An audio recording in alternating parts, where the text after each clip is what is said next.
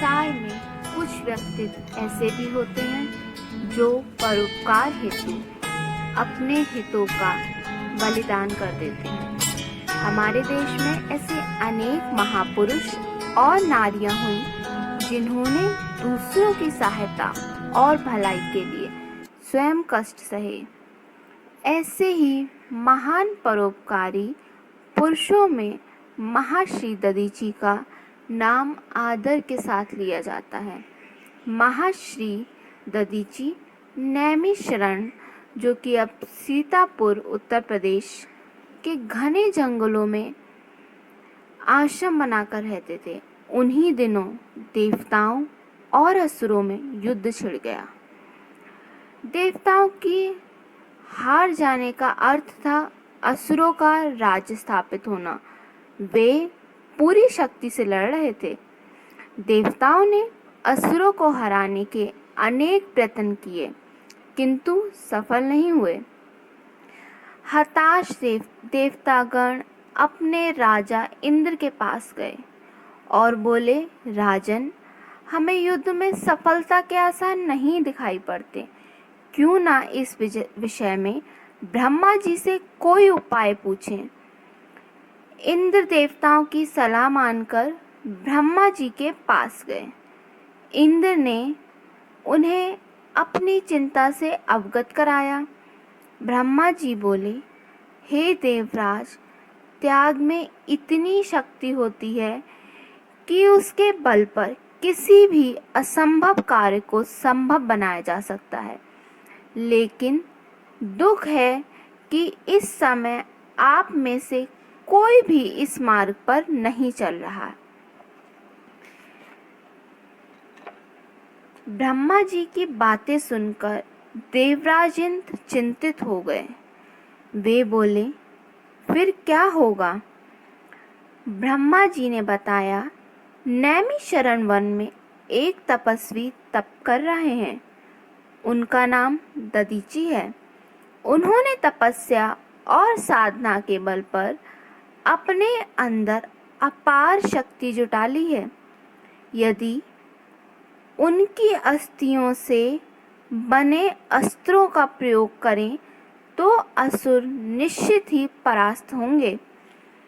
इंद्र ने कहा, किंतु वे तो जीवित हैं, उनकी अस्थियां भला हमें कैसे मिल सकती हैं? ब्रह्मा जी ने कहा, मेरे पास जो उपाय था सो मैंने बता दिया। शेष समस्याओं का समाधान स्वयं दधीची कर सकते हैं। देवराज इंद्र झिझकते हुए महर्षि दधीची के आश्रम पहुंचे।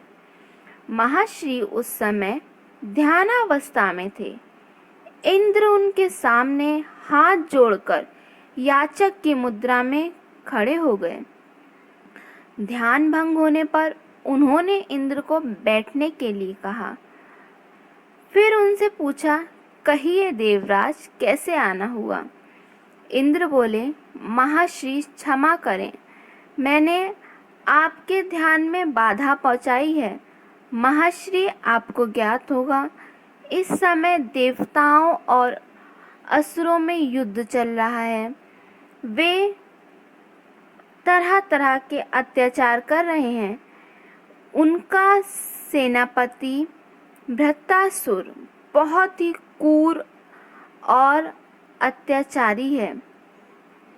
उससे देवता हार रहे हैं। महर्षि ने कहा, मेरी भी चिंता का यही विषय है। आप ब्रह्मा जी से बात क्यों नहीं करते? इंद्र ने कहा, मैंने उनसे बात की है, उन्होंने उपाय भी बताया है, किंतु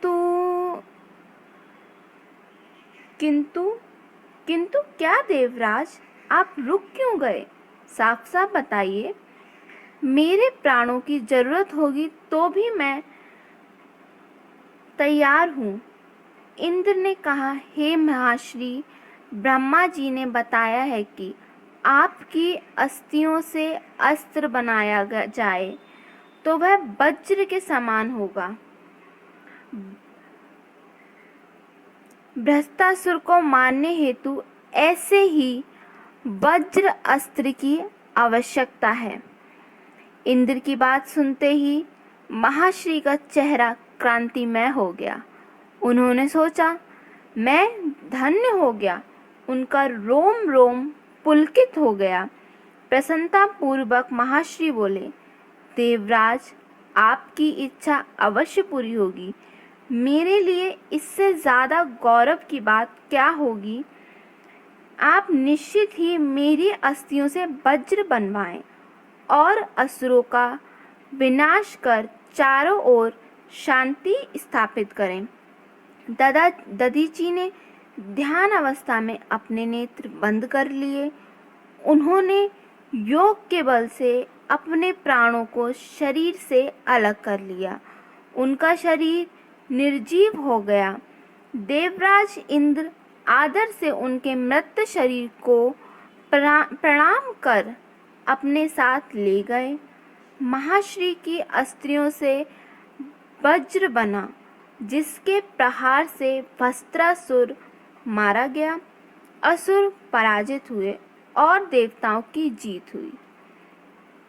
महाश्री दधीची को उनके त्याग के लिए आज भी लोग श्रद्धा से याद करते हैं।